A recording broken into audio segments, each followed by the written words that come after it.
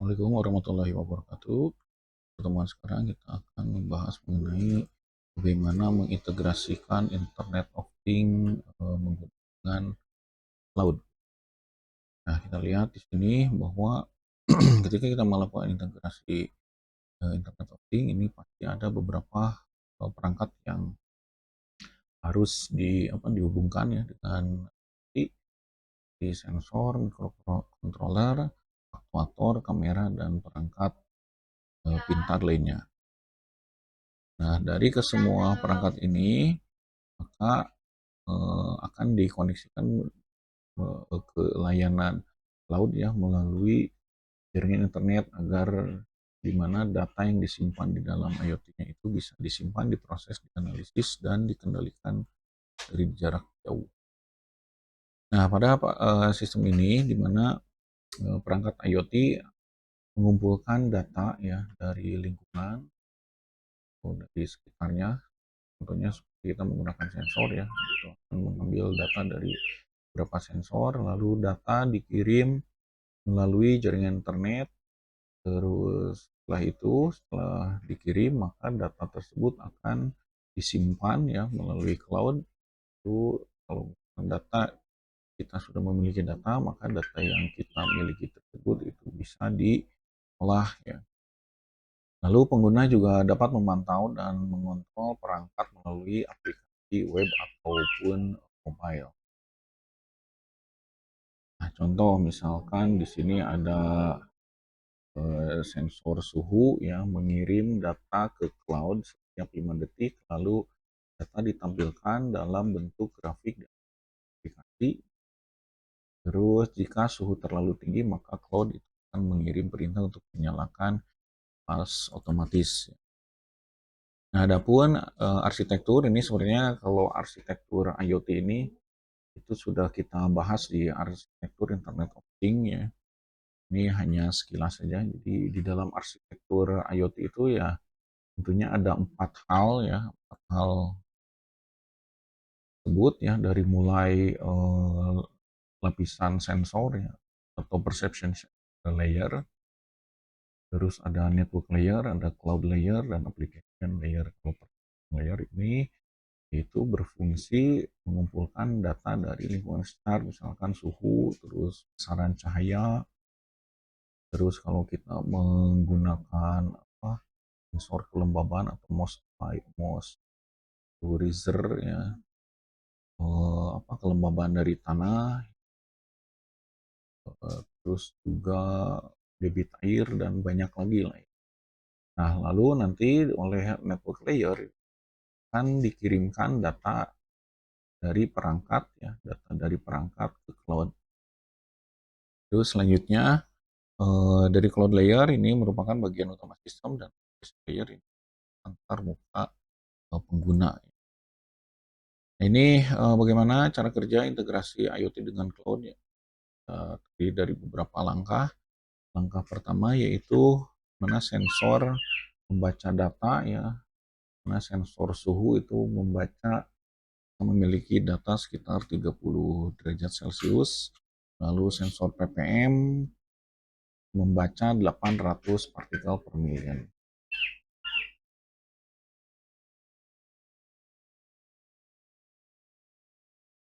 Lalu langkah kedua yaitu di mana microcontroller akan memproses data ya dengan menggunakan perangkat dari ya, bisa kita menggunakan ESP8266 ya atau non-MCU, lalu atau juga kita bisa dengan menggunakan ESP32 ya, terus Arduino Uno juga bisa kontrol perangkatnya, atau juga kita bisa menggunakan Raspberry.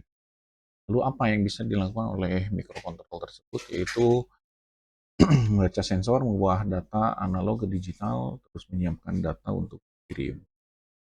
Yang ketiga itu data dikirim ke cloud dengan menggunakan JSON ya, menggunakan format JSON, misalkan suhu 30, kelembaban 75, ppm-nya dia di 850. Lalu bagaimana kita untuk mengirimkannya, yaitu di mana pengirimannya kita menggunakan protokol HTTP request ya, Sedangkan untuk request-nya kita menggunakan HTTP request. Kalau untuk nge-publish-nya kita bisa dengan menggunakan MQTT publish yang dilengkapi oleh broker. Nah, langkah keempat itu cloud menyimpan data ya, di mana database MySQL, Firebase, Real-Time Database, MongoDB ya, terus InfluxDB, kita bebas menggunakan database. Namun di sini kita harus dilihat dulu ya, kesesuaian dengan broker yang sudah kita tentukan ya. Kalau misalnya MySQL nanti brokernya apa, Firebase nanti brokernya apa ya. Dia harus disesuaikan dengan brokernya, protokol broker. Terus data juga dapat disimpan, diolah, dianalisis, ditampilkan secara real. Yang kelima itu di mana dashboard itu bisa menampilkan data yang mana pengguna itu bisa melihat grafik ya, terus melihat histori data, mengontrol perangkat, contoh misalkan menyalakan pompa hidroponik dan menghidupkan lampu otomatis.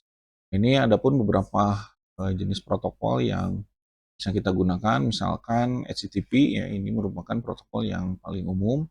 Karakteristiknya ya mudah digunakan, terus cocok untuk web, terus namun ketika kita menggunakan HTTP, protokol HTTP ini lebih berat ya dibanding dengan menggunakan protokol MQTT. Contoh misalkan ESP32 mengirim data ke API cloud-nya.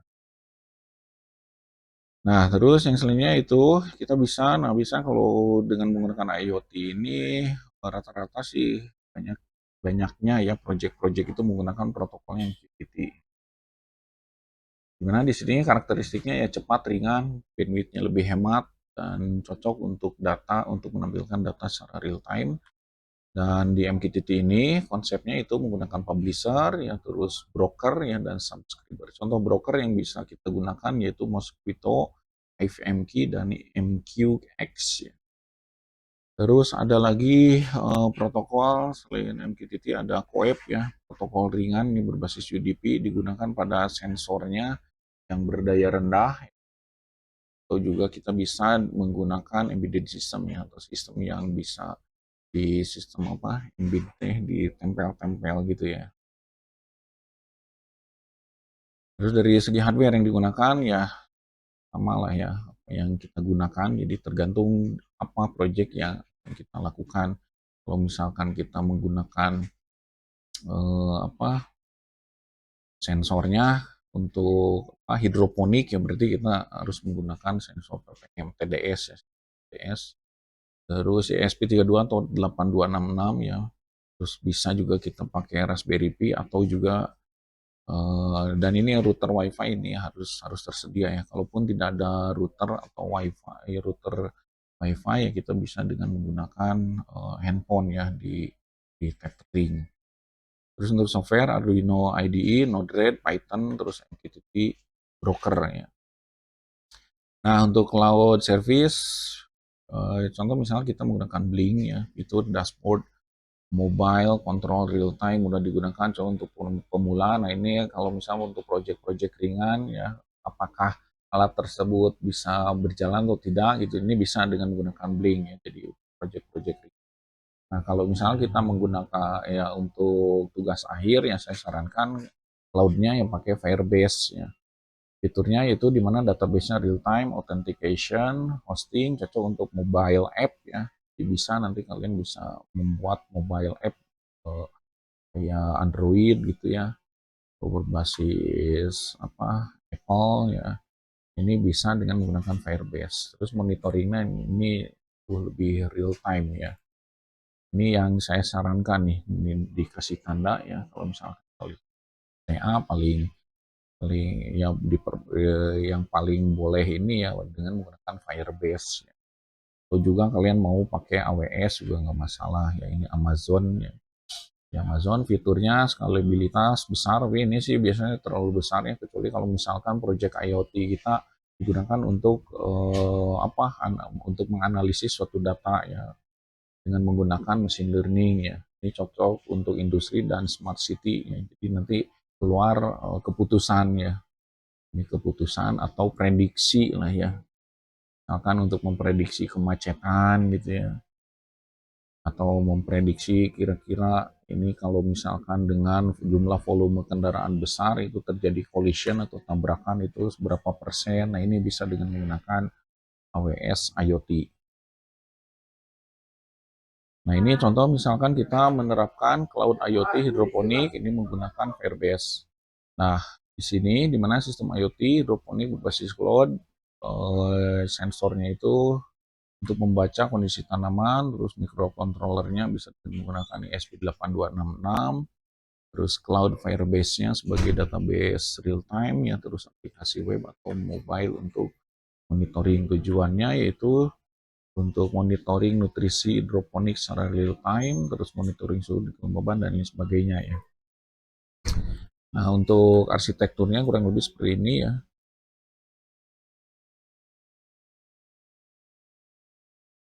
Nah, ini untuk arsitekturnya.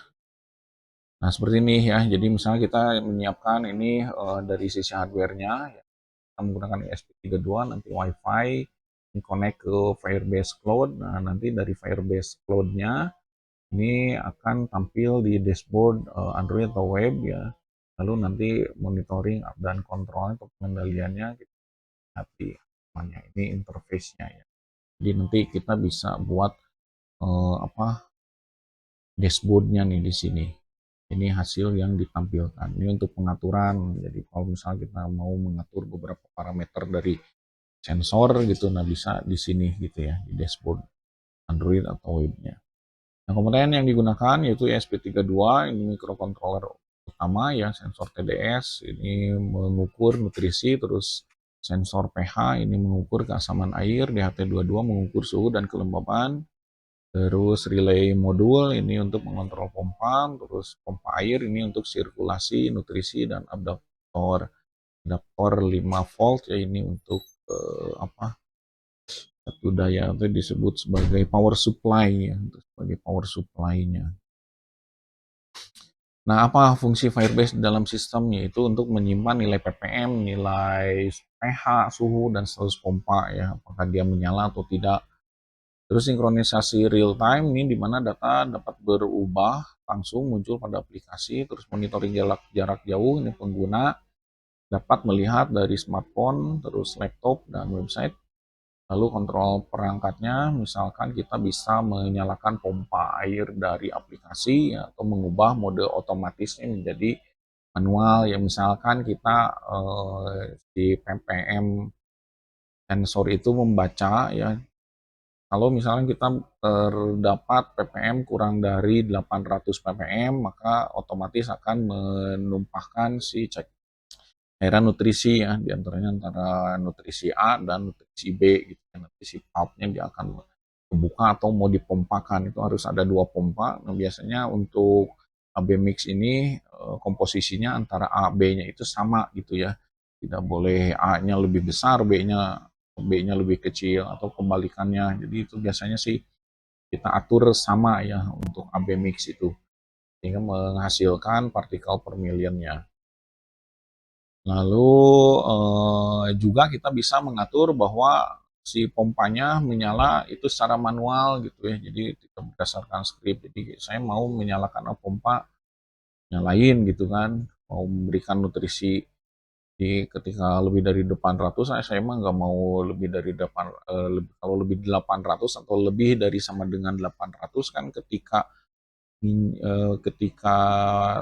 menyentuh angka 800 ya si pompa kan berhenti, ternyata saya butuh kan itu secara variabel ya kebutuhan nutrisi dari tanaman hidroponik itu. Nah, ketika kita mendapatkan nutrisi 800 ternyata masih kurang ya, saya buat manual saja, nyalain saja pompa nutrisinya gitu kan. Masukin saja ke bak penampungan airnya, nanti dia akan masuk sehingga nilainya lebih dari 800 ya, bisa 1000, 1200 gitu ya, tergantung jenis tanaman yang ditanamnya. Ini untuk struktur data di Firebase, misalnya hidroponik ppm 850, pH-nya 6,5, suhu 28, pompanya dia statusnya on ya misalkan. Nah, bagaimana kita membuat Firebase ya, kita buat saja ya di sini. Masuk ke Firebase Console, lalu create project, masukkan nama project, aktifkan real time database-nya, lalu membuat real time database, yaitu real time database start in test mode. Terus contoh misalkan kita membuat database-nya di IoT, strip hydroponics, strip default, strip rtdb ya, .firebase.io.com. Nah, ini contoh sebagai contoh URL dari Firebase-nya. Lalu bagaimana kita mengkoneksikan antara ESP32 ke Firebase? Nah, ini nanti ada Firebase client-nya, lalu kita harus menginstalkan Firebase ESP client di GitHub ya. Ini ada contoh script ya dari ESP ke Firebase ya. Nah, kurang lebih seperti ini ya.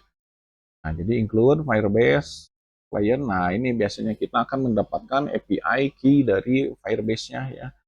Terus URL-nya nanti akan di-generate ya dari Firebase-nya, tinggal masukin sini Firebase data, FBDO ya, FBDO, out, config dan seterusnya, DHT-pin ya kita masukin saja. Yang penting sih kuncinya di sini nih, untuk menyimpan database yang kita miliki ya.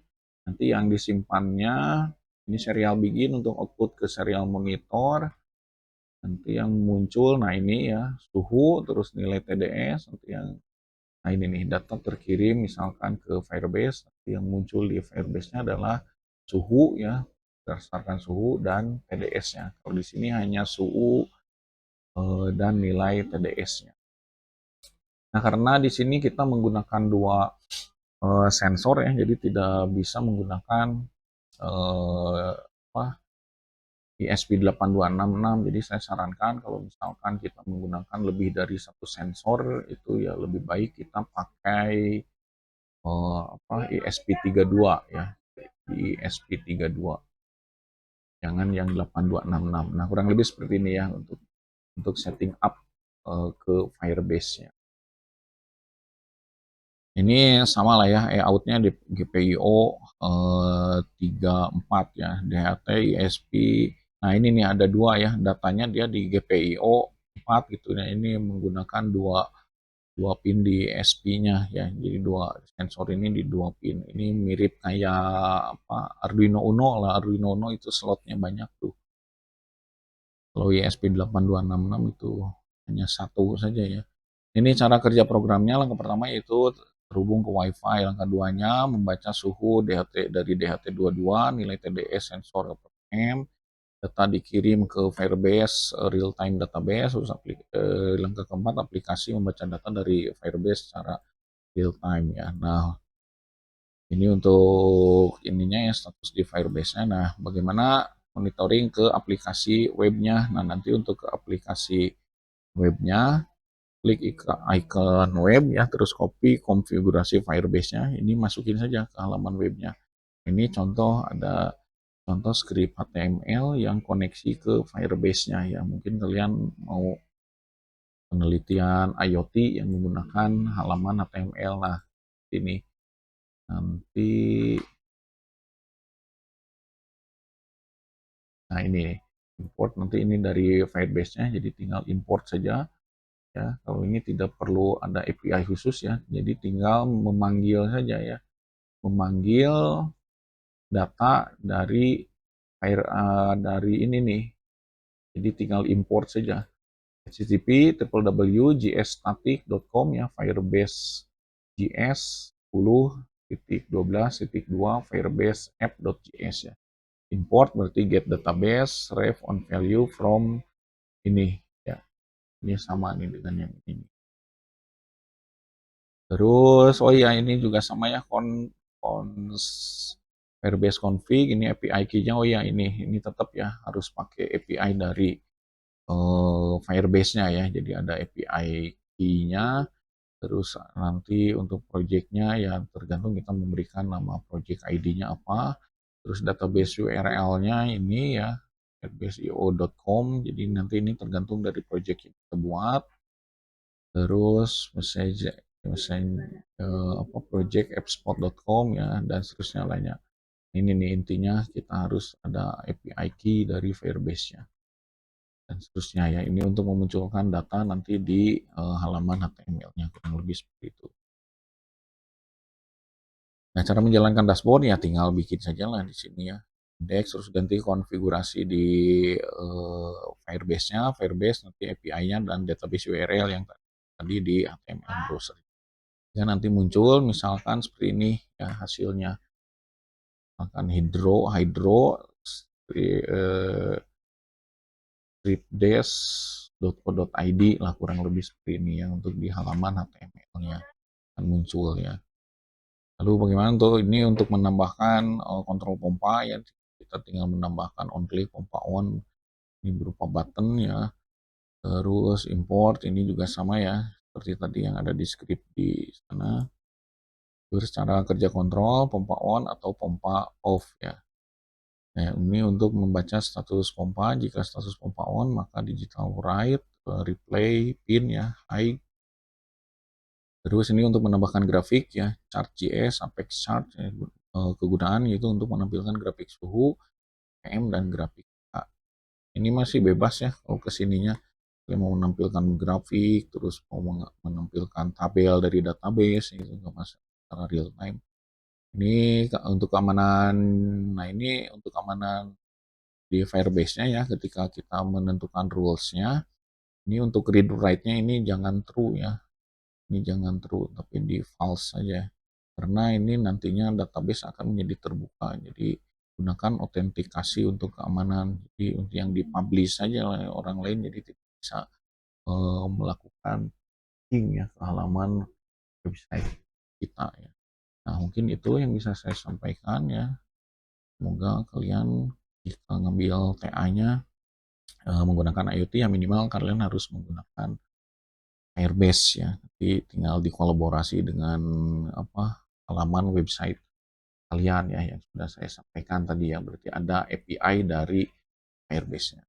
Oke, cukup sekian. Wassalamualaikum warahmatullahi wabarakatuh.